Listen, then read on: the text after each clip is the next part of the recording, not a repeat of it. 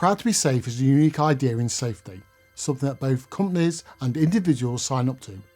It's the difference between being safety compliant and actively choosing to be safe. There are no shortcuts to Proud to be Safe.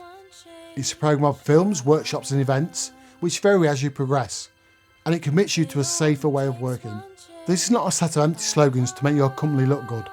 It's a way of life designed to radically improve your safety performance. You and your workforce will learn the importance of choosing safety by listening to the story of my accident.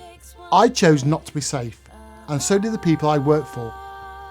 I don't want anyone else to make those choices. I want to create workplaces where being unsafe is not an option, because everyone in them is proud to be safe. We take safety beyond compliance.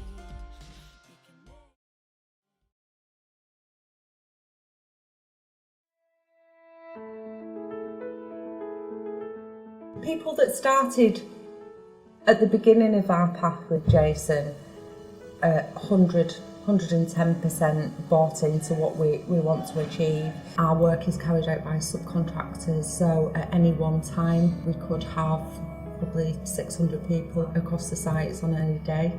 The job roles really range from everything that you'd expect to come across in the construction industry, from your labourer through your various trades, up to site managers and project managers. In my role as health and safety manager, the key thing is the overall management throughout the company of health and safety, which is twofold really. One is very procedural based, making sure that all the procedures are in place for legislation compliance. But the hardest part of it is the people side. Everybody across the site has got their own responsibility for health and safety. Each subcontractor that we employ, we do request that they provide their own adequate supervision, but ultimately we would always have a project manager on site. And if an accident's occurred, it means there's been a failing somewhere. All accidents impact on me, to be fair.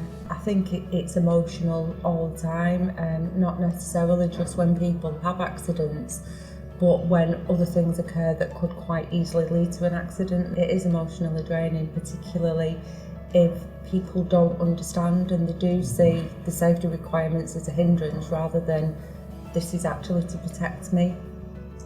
The ones that we do struggle with more than anybody are the older generation, the people that have been in the game for years. They think their way's better than what we're asking them to do. And it is difficult, they don't understand what the hazard and the risk is. The perception is it will never happen to me. The younger generation are quite a good place insofar as through the college courses and everything now, they do focus on health and safety quite heavily. It is difficult though when they come in, they're paired up with one of the older guys and then they fall into the bad habits. It's absolutely crucial that we work with these young people and get them to try and work with us to change the behaviour of the older people. I think my greatest concerns, not just at the moment but on the job as a whole, is not being able to be everywhere at the same time and not knowing what shortcuts people are making or trying to make.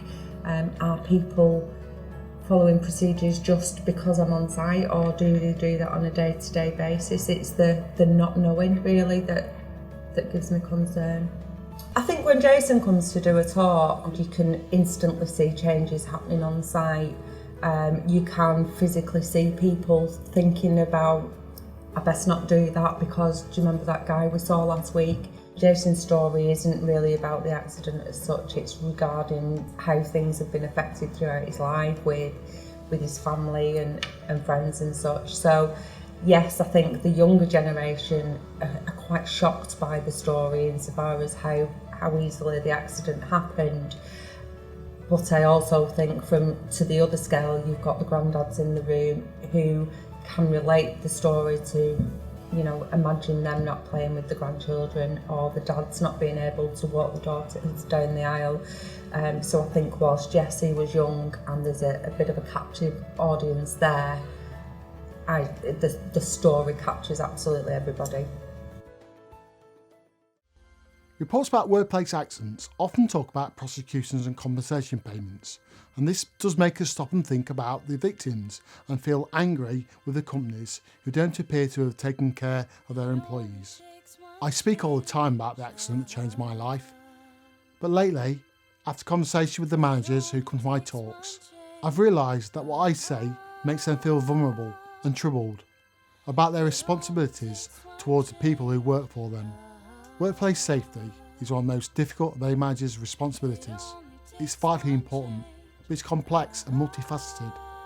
It changes all the time, with the tasks, the people, the equipment and the site, even the weather. So how do you go about nailing it down? Proud to be Safe is a unique programme designed to get everyone on a job or in a company working together to improve safety. Only when this happens can we hope to get good safety practices and attitudes so deeply ingrained that they become second nature.